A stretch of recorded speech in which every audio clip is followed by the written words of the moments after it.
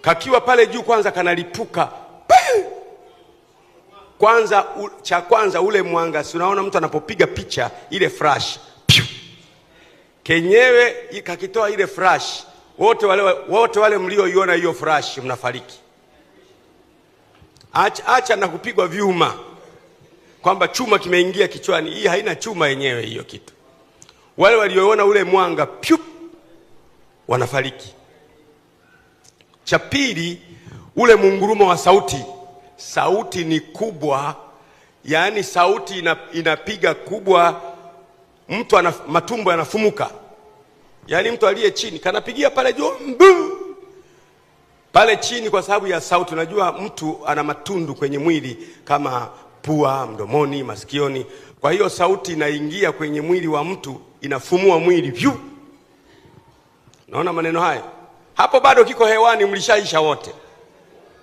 Hakuna mtu aliyechomwa chuma wala nini. Cha tatu kinachofuata, joto. Kakiwa pale juu, joto linaongezeka. Joto linaongezeka kiasi kwamba ni joto lenye uwezo wa kuyeyusha vyuma.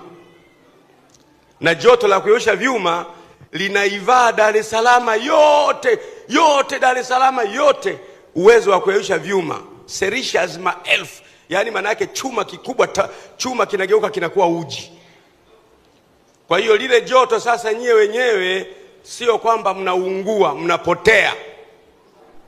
Sio kwamba ukipigwa nuclear utaokota maiti. Hawapo. Hata kusema kwamba wamekufa wangapi huwezi kusema. Ikija kutua chini sasa, hampo. Kinachofuata cha mwisho sasa ni mionzi, inaitwa radiation sasa, ambayo sasa yenyewe inasababisha watoto watakaokuwa wanazaliwa vilema, hawana jicho, hawana mdomo. Inaendelea yenyewe hiyo sasa radiation, pale palipopigwa inaendelea hata miaka 40 mpaka 50.